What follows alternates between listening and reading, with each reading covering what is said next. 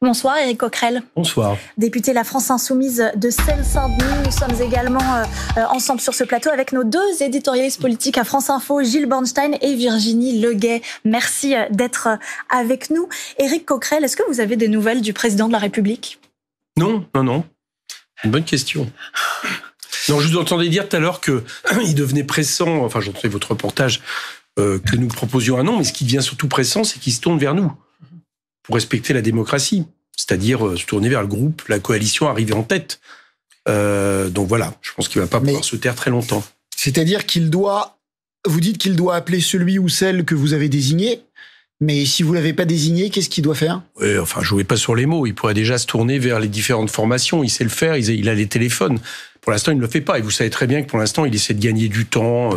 Manifestement, il cherche je ne sais quelle coalition qui n'existe que dans la fiction, je ne sais quel gouvernement technique qui serait une réponse lunaire à une élection qui a été très politique, et alors que je vous rappelle, de par sa décision, dès le 18 juillet, l'Assemblée doit se réunir et doit faire des choix politiques, notamment qui est dans l'opposition, dans la majorité. Donc tout ça n'a pas de sens. Donc il doit arrêter maintenant, il a mis le pays dans cette situation.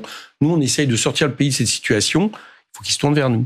Mais vous avez raison, les résultats des élections peuvent donner lieu à cette interprétation, mais on joue pas avec les mots. Vous dites, il doit appeler il appellerait l'un d'entre vous sans vous consulter, vous diriez, c'est pas à lui de décider. Donc, quand même, il faut. Je vous répète, Gérald Bosch, parce que vous êtes suffisamment expérimenté pour savoir ce que je veux dire. Oui, mais vous aussi pour savoir. Vers le fait de dire, les urnes ont parlé. Il y a une coalition en tête, il est donc normal que cette coalition me propose le nom d'une ou d'un Premier ministre. Voilà, donc on attend ça, et vous savez très bien que s'il ne le fait pas, c'est parce qu'il essaye d'éviter cette situation qui est inévitable. On dit que vous poussez Clémence Guettet dans le cadre des négociations que vous menez actuellement pour le poste de Premier ministre, parce que c'est bien ça dont vous êtes tous à la tâche, c'est trouver un nom de Premier ministre. Est-ce que c'est vrai ? Est-ce que vous estimez par ailleurs... J'ai vu ça sur les réseaux sociaux, ça serait une excellente Première ministre, mais on n'a pas pour l'instant décidé entre nous de qui nous proposerions à nos partenaires. Et est-ce que vous, les Insoumis, vous pensez que ce Premier ministre doit être... appartenir à la famille des Insoumis, ou que ça peut être quelqu'un des autres familles du Nouveau Front Populaire ? C'est une question. Alors, je vais vous répondre. Il y a un moment donné, on a une semaine en gros pour aller vite. Donc, il va falloir quand même qu'on aille assez vite. On a été vite. Je vous rappelle, parce que comme le temps passe, on a tendance à oublier ce qu'on a réussi. Ce qu'on a réussi, personne ne l'attendait, c'est l'union de la gauche. Deuxièmement, c'est un programme qui tient la route et qui est même chiffré, à l'inverse des programmes de nos concurrents. On va y revenir. Voilà. Troisièmement, dimanche, tout le monde, et ça se maintient aujourd'hui, puisque vous venez voir qu'un communiqué de presse était sorti, et sur la ligne de « il n'y a pas de coalition, nous voulons gouverner pour appliquer le programme Nouveau Front Populaire ». Donc tout ça, c'est des acquis. Donc, on voit le communiqué dont vous nous parlez à l'instant. Moi, je trouve qu'on ne perd pas de temps, si vous voulez. Votre ligne est claire. Ah oui, c'est clair. Et comme vous le savez, la semaine dernière, il y a eu des bruits que les uns voudraient un gouvernement de coalition. La réponse, elle est là. Les 4 formations ont répondu.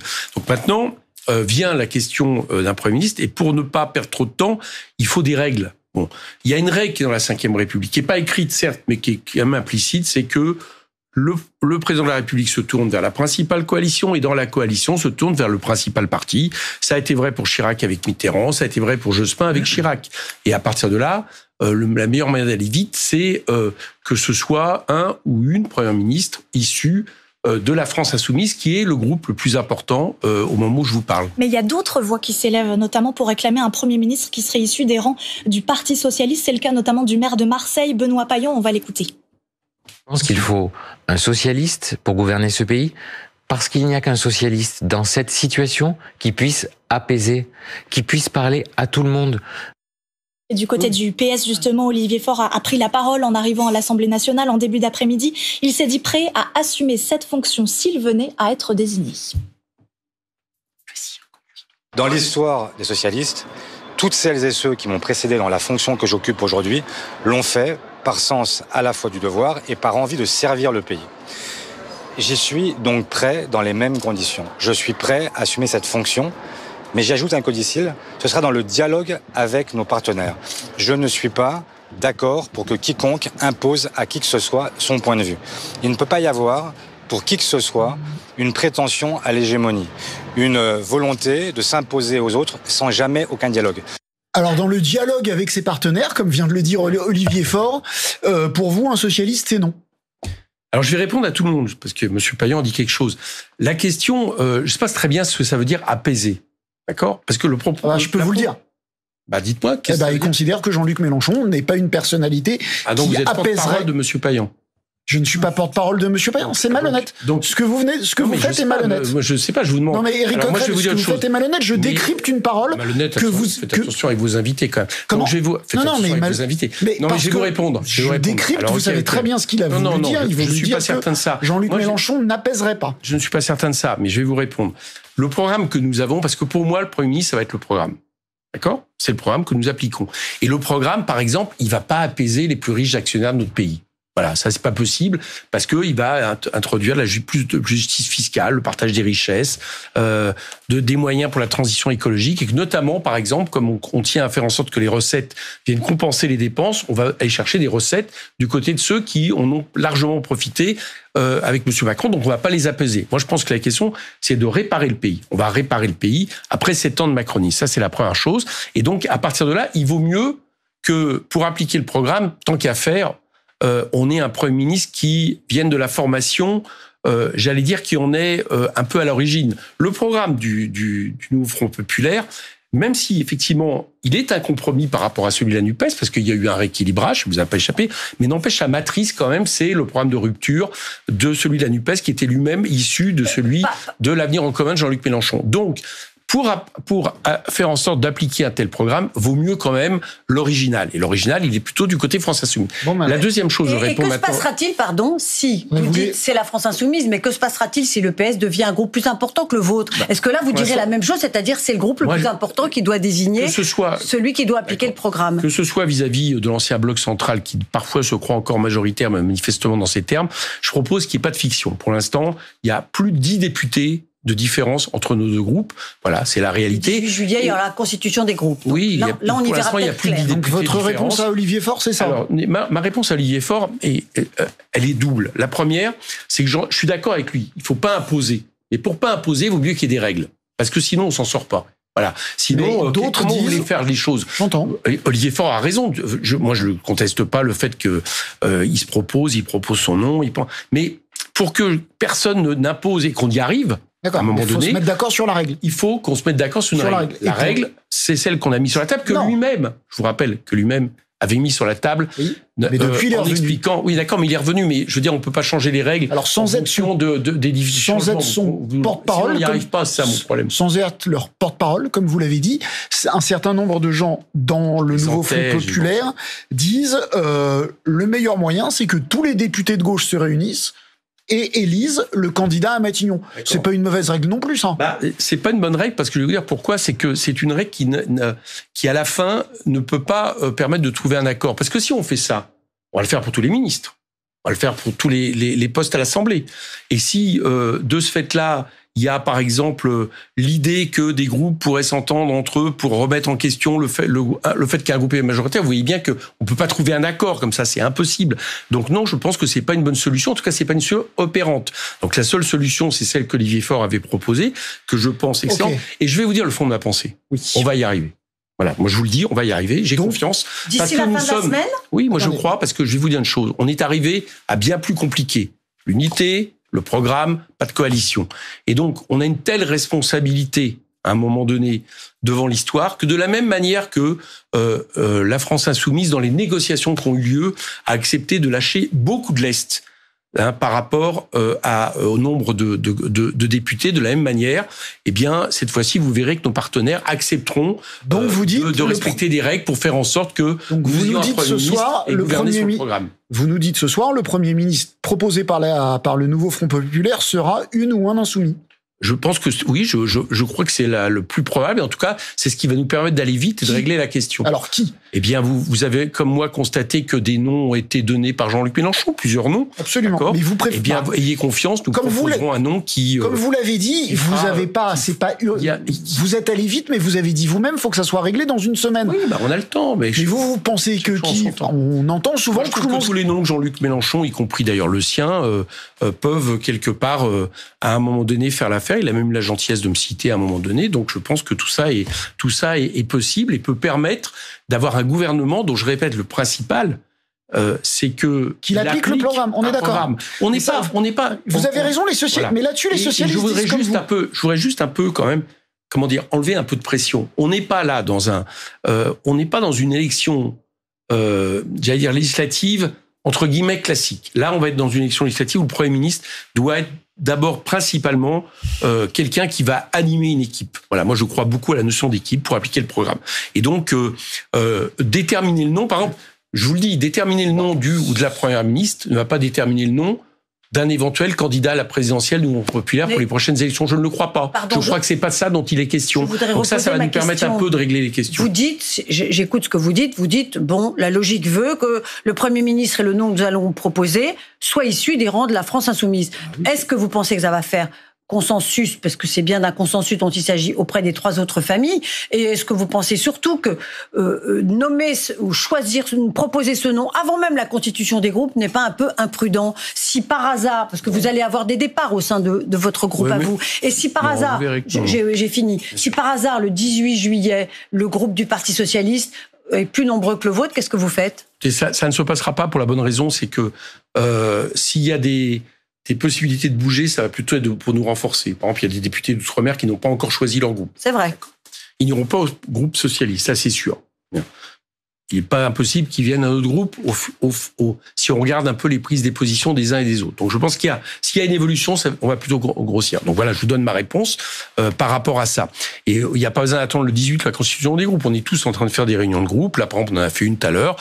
Tous les gens attendus étaient là.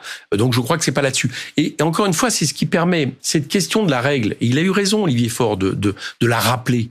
En préambule, c'est nous permet de régler vite les débats, parce que sinon si c'est une question de nom de personne, vous voyez bien que le problème qui va se poser, personne va pouvoir imposer et faire consensus sur un nom. Donc la seule manière d'imposer les choses, enfin de les régler, c'est le fait qu'on se ferait d'accord avec une règle. Celle-là, celle qui avait proposé Olivier Faure, est une bonne règle, je trouve. Éric Coquerel, vous nous parlez du programme. On va s'y intéresser. Quelles seront les premières mesures appliquées et comment vous comptez procéder? Alors, c'est assez simple. Parce que ce programme, il est séquencé. D'accord? Donc, on a notamment une série de mesures de 15 jours, 15 premiers jours. Sur cette série de mesures de 15 premiers jours, les 3/4 ne passent pas par le cadre législatif. Soit ils passent par décret, soit c'est des décisions ministérielles. Le SMIC à 1 600 € net, les minima sociaux, etc. Même, on pourrait même envisager que l'abrogation de la réforme des retraites passe d'abord par un décret d'annulation pour les gens qui sont nés avant 68, ce qui permettrait de ne pas appliquer la réforme. Vous savez que pour annuler le projet de loi, il faut un autre projet de loi. Oui, mais je vous parle là je vous dis juste qu'on peut arrêter les dégâts tout de suite en faisant un décret de non-application pour les gens qui devaient être concernés là au moment où on se parle. Vous pourrez peut-être avoir le Conseil constitutionnel qui invalide cette... Non, je crois pas. Je crois que c'est possible de le faire. Regardez, ils ont pris des décrets d'annulation de crédit 3 mois après les budgets. Ils ont réussi à le faire et le Conseil constitutionnel n'a rien ouvert à dire. Donc, je pense que c'est possible. Et de toute façon, je vais vous dire, sur les choses qui doivent passer par le vote, je pense qu'on peut être majoritaire. Parce que, par exemple, l'abrogation de la réforme des retraites n'était pas majoritaire dans la dernière Assemblée. Bon. Et là, dans celle-ci, le rapport de force est encore dégradé pour le camp présidentiel. Et donc, par exemple, même si on devait passer à l'Assemblée, moi, je vous fiche mon billet qu'elle est abrogée. Prenons une autre mesure. Vous comptez sur quelle voie pour arriver à une majorité? Mais pardon, je vous réponds, êtes un peu loin de la majorité. Chacun est responsable de ses choix. Et donc, toutes les forces qui ont dit qu'elles étaient pour abroger la réforme, chacun serait responsable. Du Rassemblement national? Mais oui, bien sûr. Et je vais vous dire pourquoi. c'est que c'est pas la même chose de faire une proposition de loi sur l'immigration qui recycle une partie du programme du Rassemblement national pour avoir leur voix. Je parle de la préférence nationale. Et c'est pas la même chose de faire une abrogation d'une réforme antisociale, donc sur une base de gauche. Après, c'est aux députés du Rassemblement national de choisir ce qu'ils font. Donc oui, moi, à partir du moment où c'est pour une loi, c'est pour une mesure de gauche, on va dire entre guillemets. Vous acceptez pour moi, je vous dis, de toute façon, ça a toujours été le cas de la manière de l'Assemblée. Mais par contre, on fait pas une réforme pour que le Rassemblement national la vote pas. Deuxième élément, après les autres choses qui doivent être votées, c'est les questions budgétaires, les questions fiscales. Eh bien, par exemple, dans les questions fiscales, dans ce qu'on a prévu, il y a une taxe sur les superdividendes. Eh bien, figurez-vous, dans la dernière Assemblée, il y avait une majorité pour une telle taxe. Dans ma commission, on ne peut pas savoir, dans l'hémicycle, on n'a pas été autorisé à voter. Mais dans ma commission, il y avait une majorité, y compris...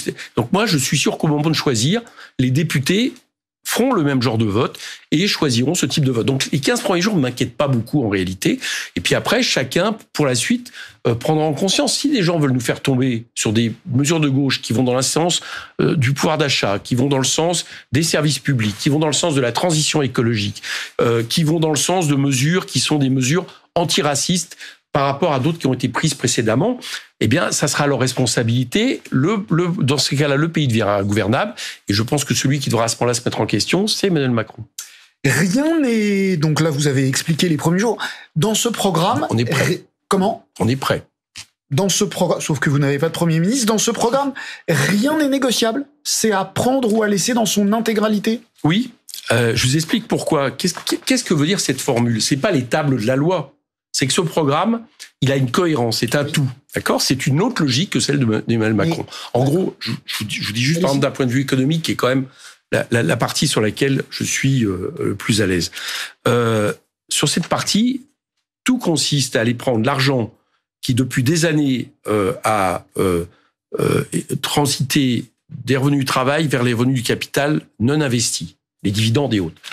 Par à la fois la fiscalité et par le partage de la plus-value, de la valeur ajoutée vers les salaires. C'est une logique. Si on remet en question une de ces logiques, notre programme se détricote et il n'aura pas les effets escomptés. Donc, ce qu'il faut comprendre dans cette phrase, c'est le fait que ce programme, il a une cohérence logique et on compte l'appliquer. Voilà comment on compte faire. Mais pendant 7 ans, vous avez dit à Emmanuel Macron qui disait exactement la même chose. J'ai un programme et il a eu une cohérence. Vous lui avez dit, vous avez été élu en partie grâce à nous, parce que on a fait barrage contre Marine Le Pen 2 fois, et c'est pas parce qu'on a voté pour vous qu'on validait votre programme. Et là, vous demandez à des gens qui ont voté pour vous, parfois pour faire barrage au Rassemblement national, qui ne validaient pas plus votre programme, vous leur dites, notre programme, on va l'appliquer en entier. Alors que vous avez refusé à Emmanuel Macron le fait qu'il applique son programme en entier. Alors je vous réponds. Alors déjà, d'une part, vous remarquerez que cette fois-ci, le moins qu'on puisse dire, c'est qu'il a fallu faire des deux côtés. Oui. Mais une fois encore, je le dis juste comme ça pour l'ambiance, c'est quand même nous qui avons permis de manière beaucoup plus importante les désistements au bloc central aujourd'hui d'avoir limité les dégâts, même s'ils sont des faits, plutôt que l'inverse. Nous, on a payé à lourd tribut par rapport à ça. Que parmi les gens qui ont fait les 190 bien sûr, mais n'empêche, à un moment donné, oui, à un moment donné, ce que je dis, c'est que le programme d'Emmanuel Macron, je ne lui reproche pas d'avoir essayé de le faire passer. Ah si, mais y compris sur ce plateau, vous disiez, le président n'a pas mandat pour la réforme des retraites. Moi, beaucoup de gens parmi nous ont voté pour lui au 2e tour, et donc je lui demande de prendre en compte bien sûr, vous allez voir, je vais vous répondre. Je ne reproche pas d'avoir essayé. Ce que je lui reproche, c'est d'être passé en force alors qu'il était minoritaire à l'Assemblée totalement. D'accord ? Vous êtes obligé de faire pareil. Eh bien, nous verrons. C'est-à-dire que nous, ce qu'on pense, c'est qu'on a un programme qui, en réalité, a une majorité dans le pays. Tous les sondages montrent. D'accord. Oui, mais c'est pas le cas. Excusez-moi, mais on va pas essayer d'imposer une réforme des retraites qui est refusée par tous les syndicats, qui est refusée par 75% des gens et qui est refusée par une Assemblée nationale. On va faire des propositions et on verra bien. Chacun prendra à ce moment-là ses responsabilités. Il se trouve que ces propositions que nous mettons sur la table, pour le pouvoir d'achat, tous les sondages montrent que les gens, ils trouvent plutôt intelligent de bloquer le prix des produits de première nécessité. Ils trouvent plutôt intelligent d'augmenter les salaires. Et chacun prendra ses responsabilités. Et je vous réponds à une deuxième question. Appliquer tout le programme ne veut pas dire à un moment donné qu'on ne tient pas compte de ce qui peut monter de l'Assemblée. Voilà, ça, je crois que c'est important à dire. Ça veut dire que, par exemple, on fait une loi sur les superdividendes. Cette loi, on estime qu'elle va avoir telle rentabilité. Si à un moment donné de l'Assemblée, vient l'idée que non pas que cette loi n'est pas possible, mais que en permettant de l'ajuster légèrement, elle aurait une majorité. Ça, je pense qu'on doit être capable de l'entendre. Ça, c'est la question de la démocratie parlementaire, et c'est ce que j'ai reproché à Emmanuel Macron de ne pas avoir fait. Par exemple, sur le budget, je peux vous le dire, il proposait des budgets. Et il n'était pas question de le bouger d'un iota. Par exemple, ça s'applique à tout si le SMIC... Non, parce que le SMIC, c'est un décret, donc ça passera même pas par l'Assemblée. Il n'y a pas besoin de majorité. Éric Coquerel, on a également appris aujourd'hui que d'anciens élus insoumis qui avaient fait l'objet d'une purge, on s'en rappelle avant le premier tour des élections législatives, ont envoyé une lettre aujourd'hui à certains partis composant le nouveau Front Populaire, notamment Clémentine Autain, Alexis Corbière, Daniel Simonet et Hendrik Davy, qui proposent à ces partis une alliance afin de rivaliser avec les Insoumis et le Parti Socialiste dans la prochaine Assemblée. On va peut-être pouvoir lire une phrase tirée de ce communiqué. On l'a vu très bien. Comment est-ce que vous prenez cette initiative ? J'allais dire que ça les regarde quelque part. Je veux dire par là, j'ai pas de critique à émettre sur le fait que à partir du moment où ils estiment qu'ils ne veulent pas siéger avec France Insoumise, j'ai pas de critique à émettre sur le fait qu'ils réfléchissent où siéger et comment siéger. Moi, je vais vous dire, pour moi, ce qui est l'essentiel aujourd'hui, c'est que ces députés, comme tous les autres, se réfèrent au même programme nouveau. Daniel Simonet l'a fait cet après-midi, en disant qu'elle espérait la radicalité de tout le programme. Voilà, exactement. Pour moi, c'est ça l'essentiel. Donc moi, j'ai pas spécialement de commentaires, de rajouter de la division et de la polémique. Ce qui est important aujourd'hui, c'est que ces députés, qui sont aussi mes amis d'ailleurs. Vous les voyez toujours ? Vous avez toujours des contacts avec eux ? Bien sûr. J'ai jamais rompu avec eux et je leur parle toujours. Donc ils ont fait. Les choix n'ont pas été ceux du mouvement, mais ce que j'observe, dans la période, le plus important, c'est qu'ils se réfèrent au même programme. Ils ont envie de faire gagner le même programme. Ils sont d'accord sur le fait qu'il faut un gouvernement du nouveau Front Populaire. Ils sont pas dans ce groupe et ils cherchent à partir de là à aller dans un groupe. Vous avez des doutes sur le fait qu'ils sont d'accord avec ça ? Non, je vous le dis, parce que c'est une affirmation. Je vous dis que c'est le principal. D'accord. Chacun fait état de sa disponibilité. On a entendu Olivier Faure pour être ceci ou cela. Vous êtes président sortant de la commission des finances. Est-ce que vous faites part de votre disponibilité pour Bercy ? Oh, ça peut être. C'est pas un choix qui serait stupide. Donc vous êtes candidat ? Non, mais non. Je vous réponds. Moi, j'agis pas comme ça en général. Voilà. C'est-à-dire que je réagis en me disant que j'irai où c'est utile. Alors, j'ai une expérience. J'étais président de la commission des finances, qui était le seul cadre institutionnel qui à la fois nécessitait de gérer un ensemble de députés et une coalition, la NUPES. Bon, il y a des gens qui disent que j'y suis pas trop mal arrivé. Ça me laisse, à mon avis, je pense que ça, c'est. En gros, je suis une personne ressource, on va dire. Bon. Et donc, j'irai où on me propose. Vous avez envie ? De gouverner, alors j'ai envie. Non, d'aller au ministère de l'économie. Oui, mais ça peut être d'autres ministères, ça peut être toutes les possibilités. Moi, de ce point de vue-là, j'irai où je suis le plus efficace, le plus utile pour notre coalition, etc. Si c'est Bercy, tant mieux. Si c'est Bercy, c'est très bien. Autre candidature, celle de Sandrine Rousseau, qui a été interrogée un peu plus tôt dans la journée par l'un de nos confrères. Et la députée écologiste estime qu'elle a les compétences requises pour présider la nouvelle Assemblée nationale. On l'écoute. Une femme. Pas. Et franchement, présidente. Je pense que je respecterais bien plus les équilibres démocratiques que ça n'a été fait jusqu'à présent. Éric Coquerel, vous pourriez la soutenir ? Mais ça, il faut voir dans les... Alors, là, je vous réponds. Je pense que dans les discussions, la présidence de l'Assemblée doit faire partie des discussions qu'on a au niveau du nouveau Front Populaire. Donc là, pour l'instant, et donc il doit y avoir une répartition, notamment entre Premier ministre. Bon, donc voilà, Sandrine serait une personne. Mais c'est une bonne candidate, selon vous. Oui, mais comme il y a d'autres candidats qui seraient. Là aussi, il faut arriver à trouver le candidat qui répond. Sandrine a le bon profil, il n'y a pas de souci. Et puis il y a d'autres gens, d'autres personnes. J'ai pas envie de commencer, si vous voulez, à mettre des plus ou des moins sur certains noms. Voilà. Je trouve que c'est normal qu'elle se propose. J'ai cru comprendre que le groupe le groupe écologiste se proposait aussi.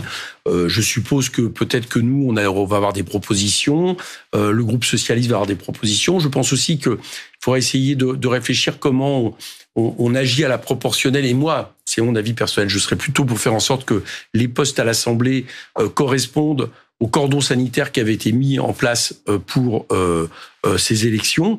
Mais c'est mon avis à moi. Donc pas de vice-président pour le Rassemblement national, voilà, c'est mon avis à moi. Moi, je suis pour qu'on applique cette règle, effectivement. Je suis un peu surprise quand je vous entends, parce que vous dites, on est arrivé en tête, c'est exact, vous êtes arrivé en tête, on va nommer ou on va proposer un Premier ministre issu de nos rangs de la France Insoumise, vous envisagez vous-même éventuellement pour Bercy, enfin... non mais vous me posez... Attendez. Non, attendez, je terminais.